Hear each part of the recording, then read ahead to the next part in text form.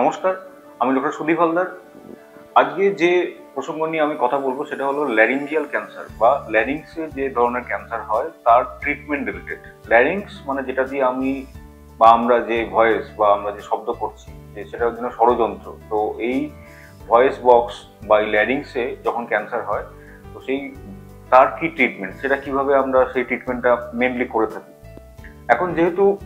Larynx এমন একটা জায়গা যেখান থেকে আমাদের সাউন্ড প্রোডাকশন হচ্ছে, আমরা শব্দ করছি, তো এই জায়গাটাকে প্রিজার্ভেশন বা এই ল্যারিংসটাকে বাঁচিয়ে তার ক্যান্সারের ট্রিটমেন্ট করাটা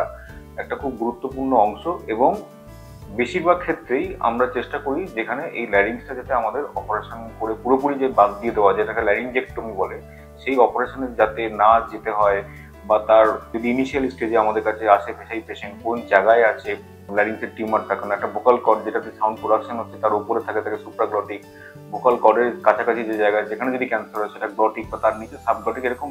তিনটে ভাগে আমরা ল্যারিঞ্জিয়াল ক্যান্সারকে ভাগ করি। এবং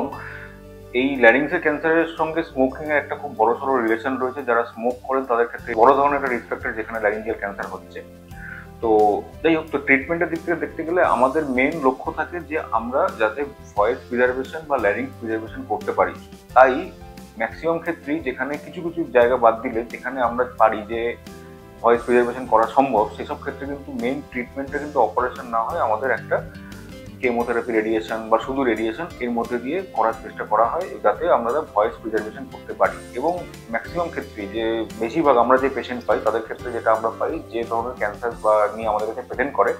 তার 70-80% পেশেন্টই আমরা এরকম পাই যেখানে আমাদের হয়তো ল্যারিংস পুরোপুরি বাদ দিয়ে দিতে হবে সেরকম থাকে না।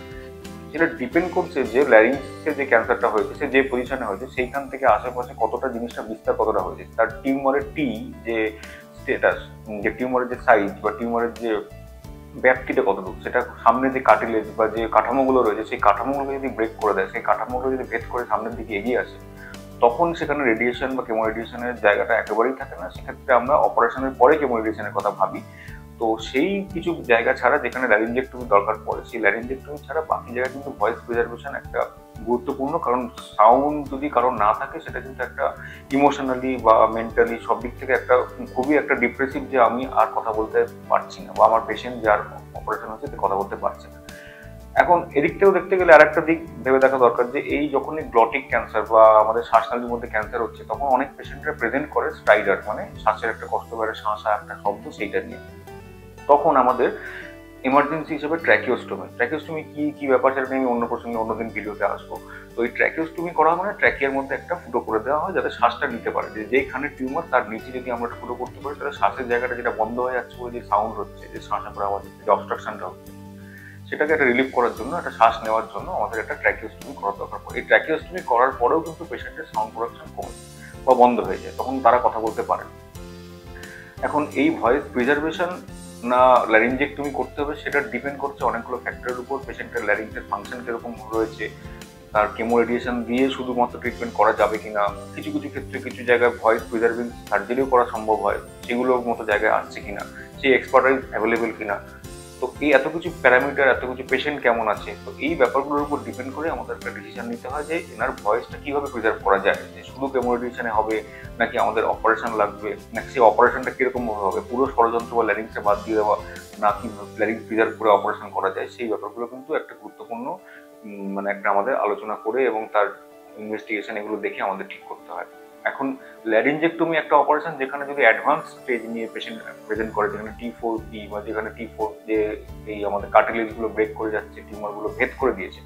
তখন কিন্তু আমাদের ল্যারিঞ্জেক্টমি একটা অপশনই থাকে যেখান থেকে আমরা পুরোপুরি কিওর করার মতো জায়গায় পৌঁছতে পারি একমাত্র ল্যারিঞ্জেক্টমি করার পরেই। এবং তার পরবর্তী সময় এটার জন্য আমাদের কেমো রেডিয়েশন বা যেটা লাগলো সেটা আমরা অপারেশনের পরে আমরা একটা দেওয়ার কথা ভাবি এবং সেটা দেওয়া হয়। তো সেই সব ক্ষেত্রে কিন্তু তখন রেডিয়েশন একটা সেকেন্ড বেটার অপশন অপারেশনের থেকে। Operation will be far more better যেখানে আমাদের 84 স্টেজ বা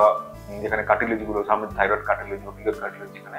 ব্রেক করে যাচ্ছে বা যেটা নষ্ট করে দিচ্ছে টিউমারটা ইটসেলফ, তো সেসব কিছু ক্ষেত্রে কিন্তু আমাদের ল্যারিঞ্জেক্টমি করতে হয়। এখন ল্যারিঞ্জেক্টমির মেন প্রবলেম যেটা হলো ল্যারিংস বাদ দিয়ে দিলে তাহলে আর সাউন্ড প্রোডাকশনটা হবে না। কিছু কিছু রিহ্যাবিলিটেশন আছে, কিছু কিছু এক্সারসাইজ আছে, যে রিহ্যাবিলিটেশন সেন্টার রয়েছে যারা ট্র্যাকিও এসোফেজিয়াল পাংচার হোক বা কিছু ভয়েস প্রোডাকশনের জন্য কিছু ইনস্ট্রুমেন্ট ইউজ করা হোক বা ইলেকট্রোলারিংস হোক, এগুলো ব্যবহার করে কিভাবে পেশেন্ট তাদের কথা বলতে পারে। বাট সেটা একটা খুব বড়সড় একটা জায়গা যেখানে অপারেশনের পরে সেই মোটিভেশন, অপারেশনের পরে সেই এক্সপার্টাইজ, ফেসিলিটি, অ্যাভেলেবিলিটি এবং তার সেটাকে অ্যাডাপ্ট করে নেওয়া, তো এটা একটা লম্বা প্রসিডিওর থাকে এবং কিছু কিছু ক্ষেত্রে পেশেন্টরা সেটাকে অ্যাচিভ করতে পারে, কিছু কিছু ক্ষেত্রে সেটা পারে না। তো কিন্তু এটাই যে আমাদের যে নর্মাল যে ভয়েস যে আমরা কথা বলছি, যে ল্যারিংস, সেটা কিন্তু অপারেশনের পরে সেটা কিন্তু না থাকবে, সেই যে ভয়েস প্রোডাকশন সেটা কিন্তু হয় না। তো সুতরাং মেজরিটি অফ দ্য টাইম যেটা আমরা সবসময় চাই, যদি আর্লি স্টেজে পেশেন্ট আসছে যার হঠাৎ করে কোনো হোর্সনেস অফ দ্য ভয়েস হচ্ছে, মানে একটা সাউন্ড, তাদের ভয়েসের যে কোয়ালিটি, যে নর্মালি উনি যেভাবে কথা বলেন সেটা যদি হঠাৎ করে তার পিচ চেঞ্জ হচ্ছে বা একটা হোর্সনেস, একটা খ্যারখ্যারে আওয়াজ, একটা খসখসে আওয়াজ হচ্ছে, তখন কিন্তু ডাক্তার দেখানোটা খুব দরকার, যে ওখানে এর মধ্যে কোনো রকম ভাবে কোনো ক্যান্সারের কিছু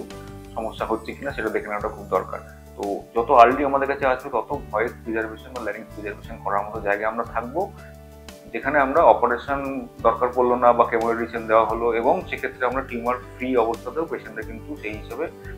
ক্যান্সার ফ্রি অবস্থাতেও কিন্তু আমরা পেশেন্ট থাকতে পারি। হ্যাঁ, হয়তো দরকার পড়তে পারে একটা ট্র্যাকিওস্টমি নিয়ে পরে আমি আলোচনা করবো, কিন্তু মেন যেটা বক্তব্য যে ল্যারিংসের ক্যান্সার বা যে আমাদের আমাদের যে ষড়যন্ত্র, যে ভয়েস বক্স, তার যে ক্যান্সার, সেই ক্যান্সারের কিন্তু একটা পার্ট অফ ট্রিটমেন্ট যেটা আমরাও সবসময় চাই, ভয়েস প্রিজার্ভেশন, এবং তার জন্য আর্লি স্টেজ ইনভেস্টিগেশন করে আর্লি স্টেজে আমাদের কাছে আসাটা খুব দরকার, এবং তারপরেই আমরা কেমোরেডিয়েশনটা দিয়ে বা কিছু কিছু ক্ষেত্রে ভয়েস প্রিজার্ভিং সার্জারি করে কিন্তু ল্যারিংস এবং তার ফাংশনটাকে মেনটেন করা যেতে পারে। তো এটাই ছিল আজকের এই বিষয়, যে ল্যারিংসের ক্যান্সারের ক্ষেত্রে ট্রিটমেন্ট কি, ভয়েস প্রিজার্ভেশন কি, ল্যারিংস প্রিজার্ভেশন কি, এবং কোন কোন ক্ষেত্রে আমাদের এই ল্যারিংস প্রিজার্ভেশন করা সম্ভব হয় না, সেক্ষেত্রে আমাদের ল্যারিংজেক্টমি করতে হয়। তো এই নিয়ে আপনার যদি কোনো বক্তব্য মতামত থাকে আমাকে জানান, আমি পরবর্তী সময়ে এই নিয়ে আলোচনা করব। নমস্কার।